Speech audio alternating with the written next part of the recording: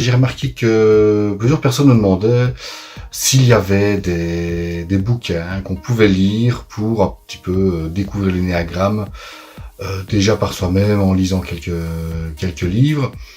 Donc premièrement, j'ai envie de dire, la lecture, ça c'est nickel pour faire une première découverte, mais il faut faire attention à bien comprendre qu'en fait en lisant ces bouquins, on va avoir une théorie, on va avoir quelques éléments d'informations sur l'énéagramme, mais on ne va pas avoir la capacité après de se dire ben voilà, c'est bon, je connais l'énéagramme, je sais de quelle base je suis, je connais mes forces et mes faiblesses, etc. Bon, donc ça, il y aura pas. Mais maintenant, par contre, effectivement, il y a quelques bouquins qui sont super intéressants pour pouvoir découvrir déjà, avoir une première base théorique sur l'énéagramme.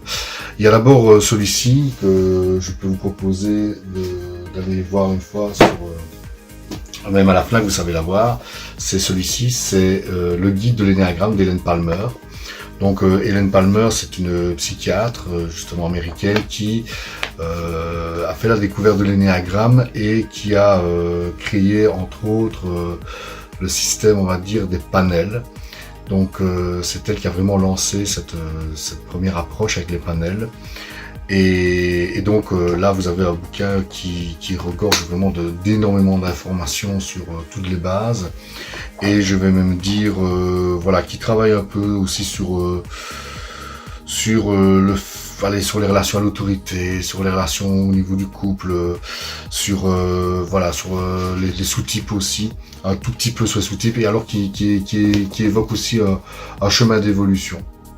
Donc voilà, donc c'est vraiment super intéressant. Maintenant, c'est un livre qui est assez lourd, je vais dire, à lire, parce que justement c'est une psychiatre, et donc on va vraiment dans les termes, psychiatriques, etc. Donc c'est assez chaud quand même à lire, mais super intéressant. Il y a un deuxième bouquin que je vous propose aussi de lire, là qui est un peu plus simple à lire entre guillemets, c'est celui-ci, La sagesse de l'énéagramme. Lui, il a été rédigé par Richard Rizzo et Russ Hudson, qui eux aussi ont découvert l'énéagramme plus ou moins à la même époque d'Hélène Palmer, avec la différence au niveau de ce bouquin, c'est que eux ont en plus établi justement le niveau d'intégration et de désintégration des bases.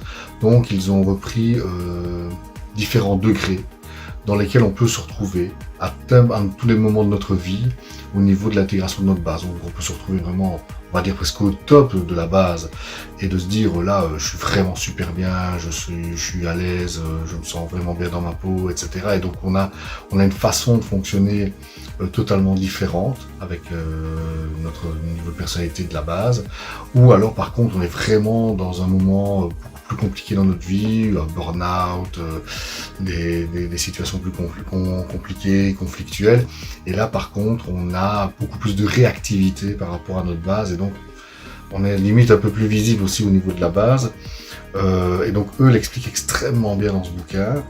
Et ils ont vraiment bien expliqué tout ça, et c'est beaucoup plus simple à lire au niveau des termes.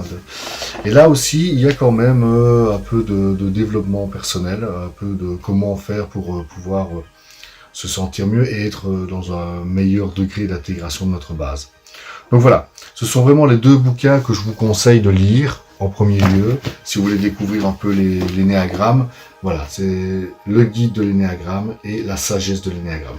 Je dirais peut-être celui-là en premier, parce qu'il est un peu plus simple à lire, et puis alors celui-ci en deuxième, qui va donner énormément d'éléments aussi. Donc voilà. Ce sont d'ailleurs les trois personnes qui sont un peu les personnes qui m'influencent dans la manière d'intégrer l'énéagramme, puisque où j'ai suivi ma certification énéagramme et mes différentes certifications de formateur et MBTI, donc à l'Institut Alain Prémont, donc l'Institut qui a d'ailleurs écrit ce bouquin-ci aussi, mais ça on sait l'avoir qu'après avoir suivi la formation. Donc dans cet institut, en fait, on suit vraiment les deux écoles, l'école de Richard Rizzo et Russ Hudson et d'Hélène Palmer. Donc on suit vraiment ces deux écoles-là. Donc voilà, donc c'est pour ça qu'évidemment je vous conseille franchement ces deux bouquins à lire. Donc voilà, et donc comme je le disais, si vous suivez évidemment la formation Ennéagramme avec moi ou avec d'autres personnes certifiées par l'Institut, vous recevez durant la formation ce bouquin, qui lui aussi alors explique extrêmement bien les différentes bases et qui va expliquer aussi justement les pôles avec lesquels on a des relations dans notre base et nos ailes. Enfin, ils vont vraiment expliquer toute l'évolution, puisque là on est dans l'énéagramme évolutif, donc toute l'évolution d'une base dans la structure de l'énéagramme. Donc voilà, donc deux bouquins d'abord, vraiment c'est La sagesse de l'énéagramme, le guide de l'énéagramme, donc de Richard Rizzo et Russ Hudson, et aussi d'Hélène Palmer. Et puis alors ensuite, il y aura un troisième bouquin à lire, mais là je dirais que c'est ça, après avoir suivi les formations. Donc c'est l'énéagramme évolutif des 9 bases par l'Institut. Voilà, j'espère avoir répondu un peu à ces questions que certaines se posaient sur la découverte de l'énéagramme par l'écrit. Et je vous souhaite une excellente journée, que vous soyez heureux dans votre vie et j'espère vous rencontrer très vite. À la prochaine!